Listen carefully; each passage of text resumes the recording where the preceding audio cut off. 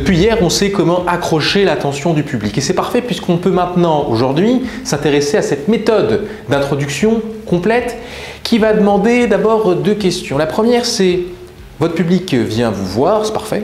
Quels sont ses enjeux? Pourquoi il vient? Quels sont ses enjeux? Est-ce que son enjeu, c'est par exemple d'être plus intelligent, de connaître mieux un sujet? Est-ce que son enjeu, c'est de mieux comprendre une problématique particulière? Est-ce que son enjeu, c'est de briller auprès de son équipe? Donc, mettez-vous dans la peau de votre public pour démarrer et posez-vous la question, quels sont ses enjeux? Quelles sont les opportunités? Quels sont les risques qu'il a en ce moment et que ma prise de parole va couvrir?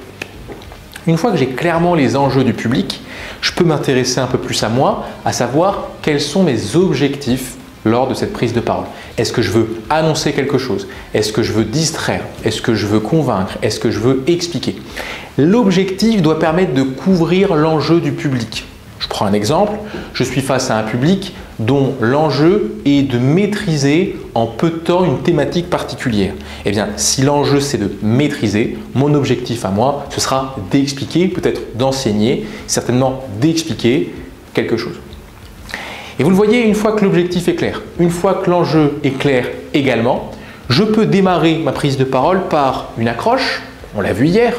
Ensuite, je vais évoquer l'enjeu du public pour bien montrer à ce public que je suis conscient de ses enjeux. Au fond, c'est lui qui l'intéresse. Et puis enfin, je vais terminer par l'objectif. Pourquoi je suis là et comment je vais résoudre ces enjeux. Je peux terminer par les règles du jeu, dire comment l'échange va avoir lieu, s'il y aura un temps de questions-réponses, dire aussi ce que j'attends de ce public, s'il doit m'écouter, s'il peut poser des questions, bref, définir le cadre auquel je pourrais me rattacher si nécessaire. Donc si vous voulez introduire une prise de parole, notamment dans le cadre professionnel, je vous invite à suivre ces 4 étapes. Vous accrochez l'attention, c'est votre accroche. Vous parlez des enjeux du public, ce pourquoi il est important pour lui d'écouter. L'objectif, comment vous allez couvrir ces enjeux. Et enfin, les règles du jeu. Si je devais en quelques mots introduire cette série de vidéos consacrées à l'art d'être clair et d'être structuré dans ses prises de parole, je commencerai par dire ceci. Vous ne savez pas parler en public. C'est ce que me disait mon professeur d'art oratoire lorsque je parlais en public pour la première fois, lorsque je m'entraînais dans mes prises de parole en public il y a maintenant quelques années. Si vous êtes ici, c'est que pour vous la prise de parole représente un enjeu. Si vous êtes ici, c'est que parfois prendre la parole peut représenter une difficulté, peut être l'objet de stress, peut être l'objet de doute ou en tout cas, je le disais, de difficulté.